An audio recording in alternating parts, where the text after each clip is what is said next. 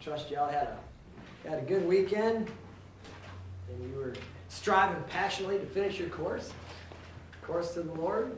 And as we get started here, we're going to go ahead and we're going through lesson 12, and we're going through the second part of a passion to finish my course. And we have an example here in our Apostle Paul and how he finished strong. And we were asking ourselves, what character traits might you need to finish your course? And what character traits did Paul have? And then what values ought we to have in a desire to finish the course? And we're going to look at several of them that are related and character traits that we need to have in our life, as Paul did, to finish our course strong. And we had a desire that the Lord would put those upon our heart, and that we would just apply them to our lives, and that we would strive to use them to finish our course. All right, last week we kind of made a pretty good list of character traits we might want to have, and we're going to cover 4 of them. And again, the 4 that we're going to cover is that finishing your course requires patience. We're also going to cover finishing your course requires contentment. We're going to cover finishing your course requires enduring confidence. And the last one, or the 4th one that we're going to cover, is going to be finishing your course, I think I missed one, requires renewal. So of course we're going to start with number 1 here today. Our first one we're going to cover is finishing your course requires patience. And we think about patience, and and I kind of asked, and you can use a biblical example of patience where it was exercised in the Bible, or we talked about in our lives, what are some things that require patience or a time of waiting? Anybody come up with anything? Yes. God's best for your spouse or your married. Yes. Now that requires time. You're much in prayer. We know that Abraham, he sent out someone he seek counsel. He sought for God's will. He waited. And God blessed in a hurry on that one. He answered before Abraham's servant finished prayer, who he was looking for a spouse. But it was done biblically. Someone that he was to marry. A good one. Another one. Any more? And they could be even examples in the Bible. For example, I thought about, you think about, battles, or thought about the walls of Jericho coming down, It was something that they had to be patient for. It wasn't just go and conquer, take over. They had to do exactly what God said in the order in which God said it, and they had to wait and wait on the Lord. Anybody else? Anything? Wandering in the wilderness. That took patience, didn't it? Yeah, that took patience. All right. How about some more? Joseph, when he came to a place of power, it took him a long time to get prison. He had to wait for people to remember him. Joseph, going through his life, serving the Lord, required much patience. He went through many trials. He went through many things not doing of his own doing, but the Lord working with him and molding him, making him into who he was going to be, and putting him in that place. And then, of course, in the end, he had patience with what? And with whom? His brothers. His family, his brothers, who sought to do him ill. They sought to do him evil against him. And he had patience against them. He restrained himself from doing what he could have done, and looked to the Lord. All right, good example. Any others? I mean, there are. We know there are. We probably Children. Huh? Children. I mean, In if you raising think children. about, there's biblical ones. You think of Hannah, too. Waiting for children. Waiting for Samuel. Good. And then she gave him. Yeah, excellent. All right. Well, yeah. Moses trying to convince Pharaoh to let the people go. Oh, that's a very good one. I didn't think of that one. Time and time again, keep prodding, keep trying. Moses, he approached Pharaoh many times. God he was in speaking with God, and he went many times, and then there was many plagues that took place. There's how many of them? How many plagues were there? 10. 10. I want to say There- 10, but. There were 10. Now I that you say that. was just saying, you know, just trying to see where we're at here, you know. Everybody, we got 10. That's the number, yes. So we had 10 plagues, and it was a matter of patience, a matter of time, and then the people were let to go. I thought about even when the people, and go with that. You guys know, I've always said before, one of my favorite illustration stories is the account of the children of Israel when they came to the Red Sea. You know, it wasn't already parted. It wasn't already. They were looking like they were doomed. They were trapped. You know, but they were waiting upon the Lord, and the Lord revealed His way by parting the Red Sea. Crossed on dry land, and then after they crossed, the seas closed and eliminated their enemies. So, but we have here the thoughts. So those are some good ones. Does anybody else have it? I don't want to take anybody's. If anybody else has one they want to share. Does anybody else have one they want to share, or a thought, or an illustration, or an account in the Bible? Okay. So we think about finishing your course requiring patience. The word patience, and we think about in the New Testament, the Bible talks about hopeful continuance. Continuing to do what is right with a good attitude. You think about it, continuing to do what is right with a good attitude. Now sometimes as human folk here, I know I'm guilty of it. I do things, but sometimes I don't do them with the right attitude, right? Sometimes you can kind of, we have that's part of our flesh. But we ought to do things, and we ought to look to serve the Lord and do what's right according to His word, according to His way, and do it with the right attitude. And while also waiting on God, because we live in a culture now where everything is now.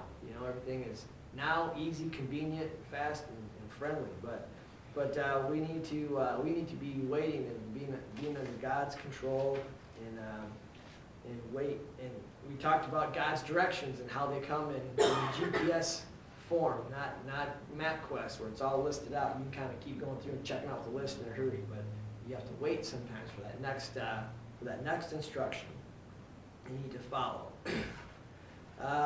We have a time as we go through life with a waiting period that God has designed into our life. And of course, again, in our world today, there's not a lot of people want to wait.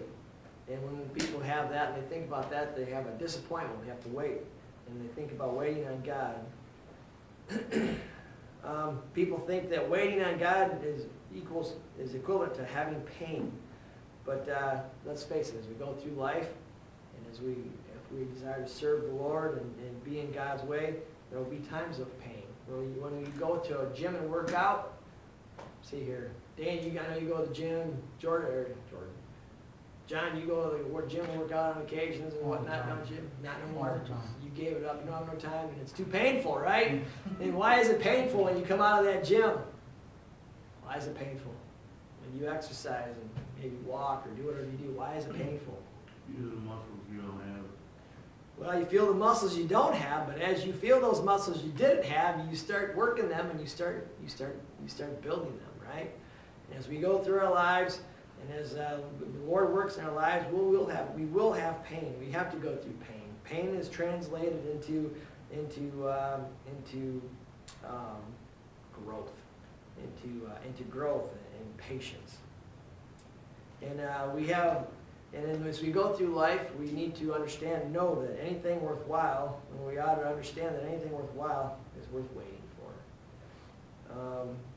And we think about as we serve God and as we live for God, the best stuff in life is worth waiting for.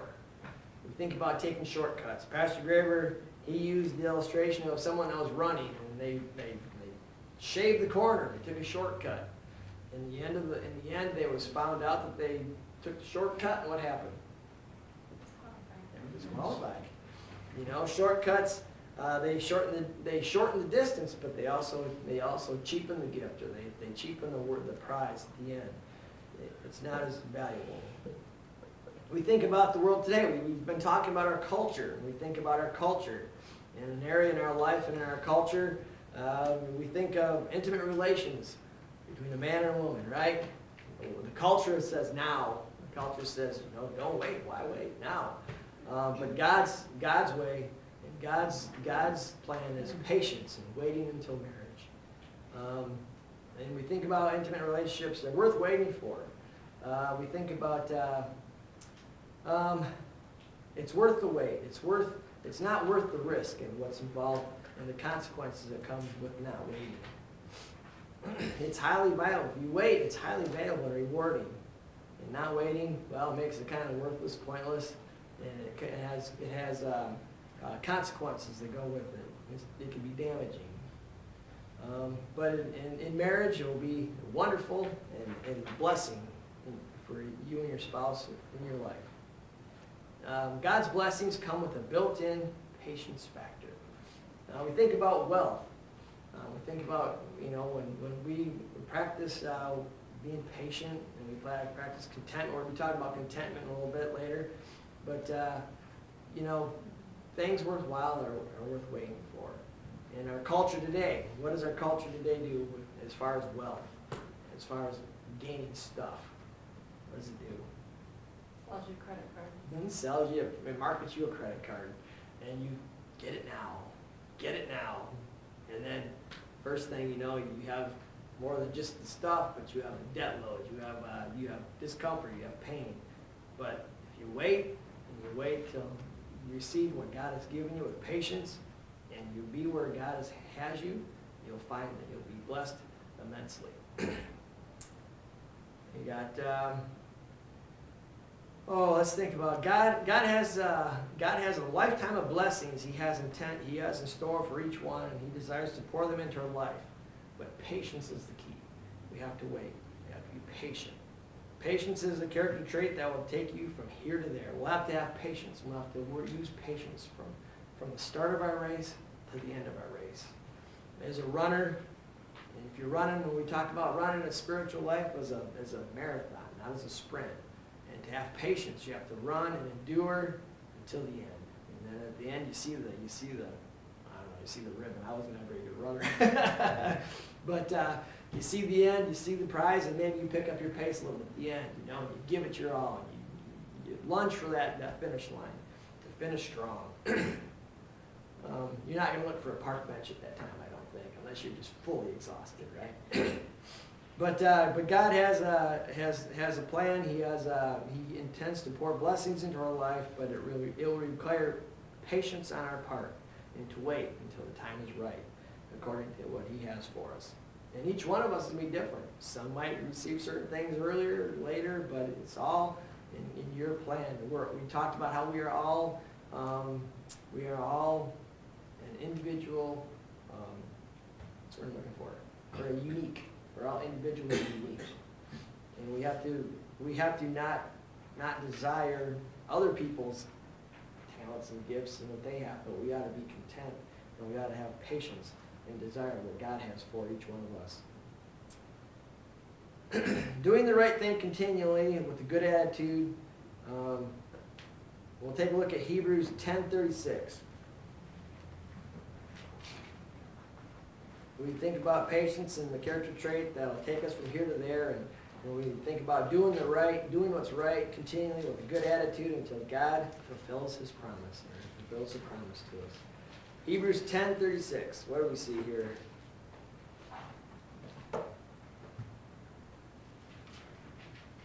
Matt Rose, you want to read that for us, please, first? For ye had need of patience, that after ye have done the will of God, ye might receive the promise. All right, so what do we see here? What do we get out of this? What does that mean? What do you get out of that? Anybody? What do you see? Is there any kind of order here? Is there some kind of order here that maybe we need to take? Like you're gonna make a cake. I'm not much of a baker, but if you're gonna make a cake, and what do you need to do? Maybe it might say you gotta sift the flour. There's order in which you gotta prepare it. Otherwise, it isn't gonna turn out right. So what do we notice any kind of order here? What do we see here?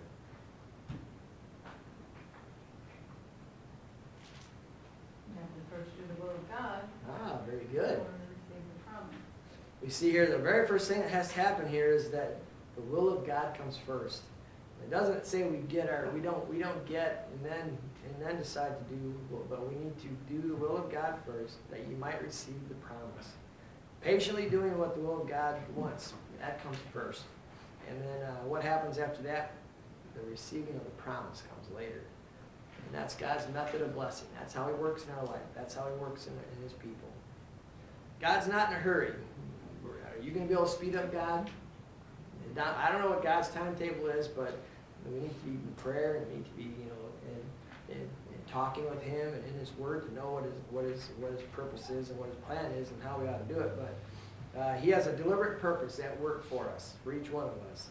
And his timetable is fixed. We ain't going to be able to change it. We need to search it out. We need to seek it out. We desire to know what it is and desire to be in it and have a passion to be able to finish that course and finish it in his timetable. It has here the thought of we don't want to let impatience rob us of our joy and derail our direction. What happens if someone has to wait? What happens if you have to wait at a stoplight in the flesh? What happens to us if we're in the flesh when we have to get to a stoplight? Really talk to yourself. Yeah, I gotta, it's still red, what? I gotta sit here, what? And then what happens? Happened to me the other day. Light turns green. I hesitated for I didn't know I was on a drag strip, where it turns green and I gotta have a reaction time of 0.0 seconds or something like that. That light turns green and this guy behind me is already hitting the horn. That's a whole other story what I thought about that. But anyway, the thing is in the flesh here, we don't like to wait. But we need to think about it in work and living for God. We need to have a timetable of not having our joy stolen if we have to wait. If God's timetable has us wait, we need to wait. We need to have a good attitude, and we need to not let it frustrate us, or we need to expect it. We need to know that it may or might happen. We don't want to lose our direction. What does it say here? Let's take a look at James 1:4. I don't know, Daryl, can you find for us James 1:4?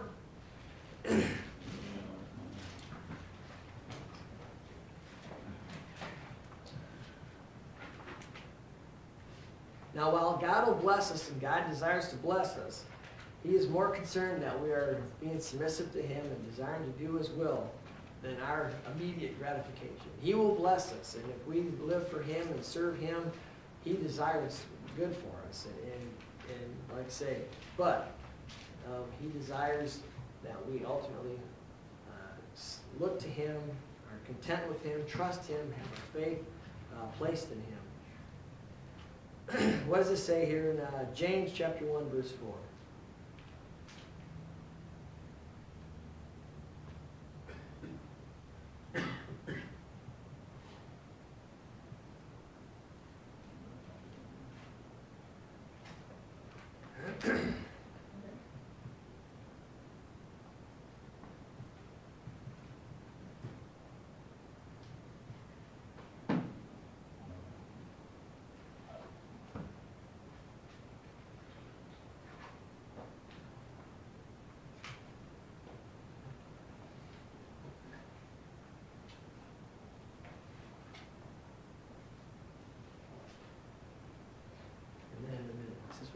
If you want, you can find Romans 8:25. We're going to come to that one here. No.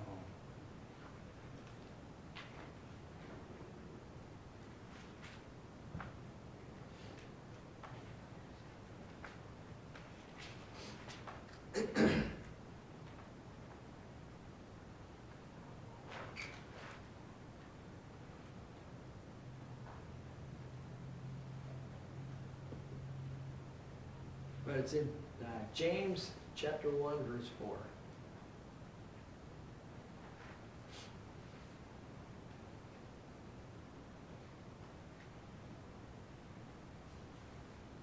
Is it in your book by chance?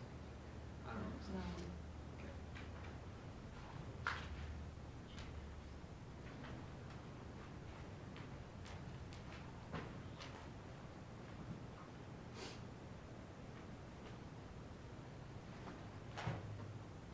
All right.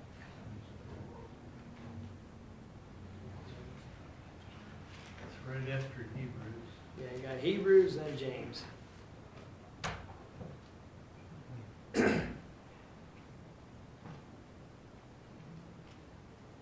Sometimes you get going through these and they get hidden. Let patience have her perfect work, that ye may perfect and entire, waiting, nothing. All right, has thought here about let patience have her perfect work. You will be perfect and entire, wanting nothing. And again, God's desires that we're doing His will and in His will, than our gratification. He desires us to be happy, and He has blessings for us, but we need to first be doing His will, and then we're going to go with the thought that we live in an impatient world, right? Let's face it, the world we live in, everything's fast-paced, in a hurry, need it now, microwave it, whatever it is, but it needs to be fast. But God's Word calls us to be faithful, and He asks us to be patient. Let's look at Romans 8:25. Says, but if we hope for that we see not, then do we with patience wait for it. And when when you're patient, well, you have to wait for something, right? Patience has a thought of having to wait. We think about there might be you might be scared in some things, or not really scared, but you might be, I'm trying to think of the right word for it, anticipating, or you might be, but we need to know and trust that there's a hope and trust that comes with patient, cheerful waiting. We have the thought, if you desire to finish your course, you must embrace life with great patience. There's going to be many things that we have to have patience in, but let's look at Psalms chapter 1, verses 1 through 3. Jerry, could you read that for us, please? Psalms chapter 1, verses 1 through 3. We'll have some things we have to do here. Blessed is the man that walketh not in the counsel of the ungodly, nor standeth in the way of the sinners, nor sitteth in the seat of the scornful. But his delight is in the law of the Lord, and his law doth he meditate day and night. And he shall be like a tree planted by the rivers of water, that bringeth forth his fruit in his season. His leaf also shall not wither, and whatsoever he doeth shall prosper. Okay, so as we think about this, let's take a look here and think, well, what is it? What is blessed again? When we see the word blessed, what does that word blessed mean? You were taught a long time ago, it was happy, prosperous, to be envied. Happy, yes, very good. Is that we see here, happy, prosperous is the man that walketh not in the counsel of the ungodly. The walketh has the thought of proceed, to follow, to travel. So happy is a man that walketh not, or travelleth not in the counsel of the ungodly, nor standeth, which has the thought of abiding, has the thought of dwelling, or becoming a servant of, in the way of sinners, nor sitteth in the seat of the scornful, but his delight, his pleasure, his desire is in the law of the Lord. And in his law doth he meditate, does he ponder about it? Talk to yourself. You ever talk to yourself about spiritual things, or maybe recite scriptures or whatever? We ought to be able to do that. But has the thought of meditate day and night. And he shall be like a tree planted by the river of water, that bringeth forth fruit in due season. All right, we're going to talk about this a little bit more in a minute, but think about farming. Think about fruit. What happens? Yeah, till the ground. Huh? Till the ground. Maybe till the ground, maybe you throw a seed in the ground for something, right? But what happens? Root tomorrow. You Oh, have to be really? patient. Okay. We have the illustration of, he shall be like a tree planted by the river of water, that bringeth forth fruit in his season. And a leaf also shall not wither, and whatsoever he doth shall he prosper. We think about this passage, and we think about, what is it talking about? It's talking about, it has the thought of patience involved in here. God has the thought, it says that if you delight in my word, and if you choose the right company, you'll grow like a tree. Your roots will be deep. We talked about weeds, right? We talked about not letting weeds grow and not letting roots discontent and different things grow. But in this case, we want deep roots, okay? You want deep roots that bring forth fruit. And we think about patience, doing the right thing, growing strong. We think about as you exercise, and as you do things, you exercise, there's going to be pain with exercise, but that's because you're growing muscles, you're growing strong. And as we go through things in life, we'll have to have patience, and we'll grow strong, and in due season, we'll bear fruit, and it's worth waiting for. Let's think of Galatians chapter 6, 7 through 9. Let's take a look at this verse. And it talks about, this passage also talks and teaches about waiting and the principle of waiting. We'll take a look at Galatians chapter 6, verses 7 through 9. Be not deceived, God is not mocked. For whatsoever man soweth, that he also reap. For he that soweth to his flesh shall of the flesh reap corruption. But he that soweth to the Spirit shall of the Spirit reap life everlasting. And let us not be weary in well doing, for in due season we shall reap, if we faint not. All right, so we have here the thought of, it says, be not deceived. What do you think that means? Well, be not deceived. It has here the thought of don't roam, don't go astray, don't err, don't wander out. God is not mocked. Whatsoever man soweth, that shall he reap. We just talked about, what does we think here? We just talked about planting that seed. And what is God teaching us here? We see here, and there's a span of time between the seed and between the harvest.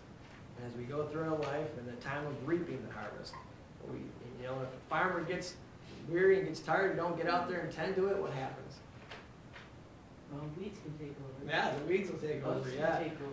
And there won't be a time of harvest because the fruit will get choked out by the weeds. But we think about this, that there's a span of time, and we think about patience and a time of waiting. Don't be weary. It has here, don't be weary with well doing. You will reap. But there's a time of waiting. And we have an illustration here. The author uses the illustration of a lady that attended the church. She had a peach farm. And of course, he asked her, what exactly is involved in growing fruit trees, or growing this particular kind of fruit for a peach? And this is what was said. What does it take to grow a peach tree? And he says here that he was certainly shocked in the answer, but it says here, and I was going to pick on Mr. B on this one a little bit if he had been here, but he wasn't. But she says, and she responded that, well, if you get a tree that is 1 year old and plant it, you will have to wait 5 years to reap the fruit from that tree. And it will try to grow fruit sooner, but you need to pluck the fruit off, and so that the nutrients will stay in the tree to make it strong and healthy. And then after 5 years, that tree will be strong and healthy enough to bear fruit. And we think about it, 5 years. Think about that as I think about farmers. I never really thought about that, but even cherry trees and all these, the first few years, they don't really bear fruit. You have all the work and all the labor that goes into it, but it's not until years later that you actually gain or get to reap. But who wants to wait 5 years to bear fruit? And we think about it, he says, well, I can go to the grocery store and buy it right now, but someone had to grow that and wait 5 years to do it. But it's at your disposal. But we think about it will one day bear fruit, but you can't take shortcuts. When we think about living our life for the Lord, when we think about finishing our course and having a passion to finish our course, we need to exercise patience. We need to be seeking God, looking to God, and letting God make us strong, and letting Him strengthen and establish us. And he says if we serve Him correctly with the right attitude, there will be rewards, and their rewards are worth the wait. We have to have patience. And we see here in this particular verse, it talks about having what? You shall reap what? What does it say you shall reap? Life everlasting. Right? But we'll also reap what we sow. And if we reap, and if we sow the right seed, we will receive life everlasting. So So we need to keep serving the Lord, we keep serving and seeking to serve Him with a smile, and we need to know and trust that the harvest will come. So we just need to keep sowing and doing what we know is right, and writing according to God's Word, according to His desires and His direction for us in our life. And now we think about finishing the course will require patience. But of course, we do remember we live in an impatient world, right? So we're going to have to kind of go against the grain with people on this one, right? We're probably going to be looked at like kind of weird, like why are we doing these things? Why are we going through these things? But we need to not let that get us down, but just know in the promises and trust in the promises that God has in His Word that there will be a time to reap. But we need to serve Him first, seek His will first.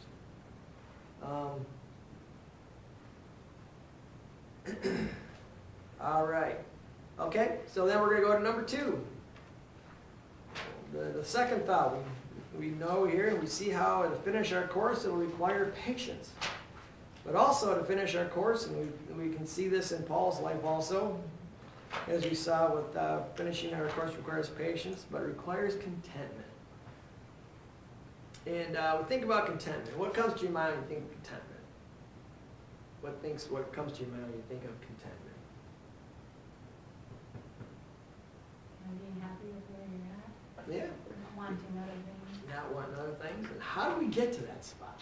How do we get to the spot where we are content? Anybody have a thought? Are we just naturally content? Is that just a natural thing we can tap into in our flesh? Having God as our focus. Having God as a focus. There you go. That's a great answer. We can think about contentment, and having God as our focus, and if we're serving God and we're seeking His will and we're practicing patience, waiting upon Him, and we're going to have contentment with what we ought to have contentment with what He has for us and where we're at. We think about the definition for contentment is desiring no more than what one has to be satisfied. Willing to accept circumstances or a purpose, a proposed course in our lives or an action. We think about that. It doesn't only come with stuff. It doesn't only come with stuff that we can obtain. It has also the thought of circumstances in our life. Are you content with the circumstances in your life? It could be health issues. It could be perfect health. There's many things, but whatever that state is in, we need to be content. But how do we get to that point? And like Brother John was talking, if we have God as our focus and we're focusing on serving Him, if we're focused on putting Him first and taking ourselves away and putting others first, and we think about Christ. Ultimately, Christ came to this earth to be a what? He came to be a servant. He didn't come to be ministered to and to have people take and tend to Him. He came here to be a servant and to serve others. And if we can, sometimes it's a help to us if we can take our thoughts off ourselves and focus on helping others and being a blessing to others. It makes our stuff kind of go away. It kind of takes our mind off our problems. But we have a desire to see others prosper. But we have here the thought, contentment has the thought of not just wanting stuff. And you think about wanting stuff. Well, you could want cars, houses, whatever it might be, fill in the blank, but it's bigger than that. And we need to have this to finish our course. Let's look at Philippians 4:11.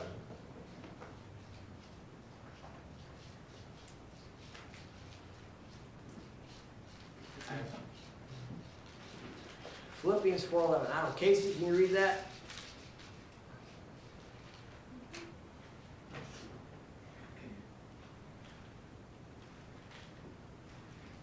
Not that I speak in respect of want, for I have learned in whatsoever state I am, therewith to be content. All right, and we're also going to read, with that, we'll read Hebrews 13:5. Let's go take a look at Hebrews 13:5. Go with that.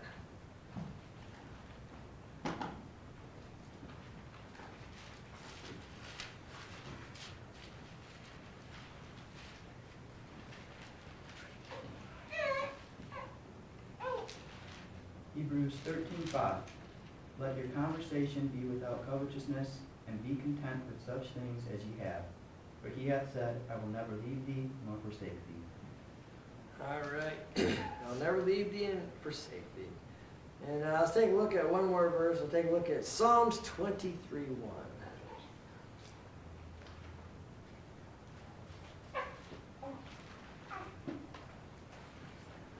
23:1 says, "The Lord is my shepherd, I shall not want." All right. We have here the thought that, and like Brother John said, when we have our focus on God, and when we look to God, and God fills our life and our hearts with, and we're content in that spot, we'll stop wanting.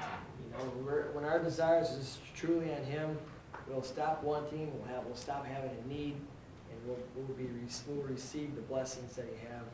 We talked about before in a lesson or two, I don't know, it was a while ago, but we talked about the blessing isn't so much of what it is, or it ought not be. We talked about how maybe, you know, a spouse before you're married gave you a simple bear, a knick-knack or something. It wasn't very expensive. Maybe it was a cup or a piece of paper you wanted a trip together or something, your honeymoon, who knows, I don't know what, but it's not so much the value of that, but it's the person that gave it to you. And we think about what God gives us, and when we think about how blessed we are with what God gives us, and give Him the glory, we will be satisfied. And we're going to continue with this next week. Trying to think here. Yeah, we'll pick up on this thought next week. It's time for us to stop. So think about that a little bit. Think about contentment. Think about you know, how if we are serving the Lord and our focus is on the Lord, and we'll find ourselves to be content. All right, let me see here. I'm going to ask Brother John, if you please dismiss in prayer. Heavenly Father, we thank you for this day.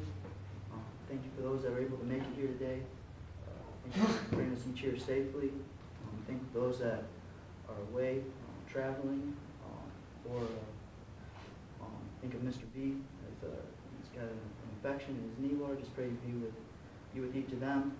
Pray that for Mr. B, that you would just heal that infection, Lord, and cause him to have a quick recovery so that he can go back to normal. Think of Daryl's mother, Lord. Just pray that you would be with her, and pray that you would just, Lord, we know that you can restore her mind and restore her strength, Lord. And you'd be so pleased, Lord, we'd ask that you might do that even now. Think of Brother Graver as he gets ready to stand before us this morning, Lord, and bring us what you've laid on his heart, Lord. Just pray that you would just touch his mouth, Lord, and that you would preach to us what you would have for us to hear, and that you would touch our ears, Lord, and have us hear what you would have for us to hear. And we take what we hear and we apply to our lives. Thank you for this Sunday school lesson we had today about contentment. Pray that for each of us that we would strive to be content, Lord, that we would put you as our focus. And thank you again for all your many blessings. Thank you for this church. And also thank you for bringing Sister Graver back home safely. And I pray these things in Jesus' name. Amen.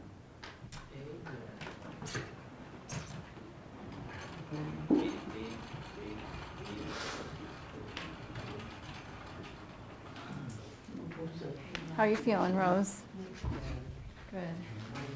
Glad you're able to be out today. Glad you're able to be out today. You're doing pretty good. She's getting around. She's got a scooter for her knee. Oh, she's been using that. Somebody said that she could use it. She wasn't sure if she'd be able to, you know, but she prefers that. It's good. Yeah, she can get around and, you know, do a lot more than just relying on the walker and her strength with that her stuff, so, yeah.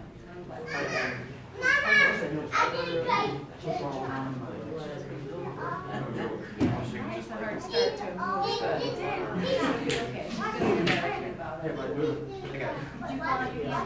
The other day, I was Yeah. well up. That's Yeah, so, okay, we'll make it work out.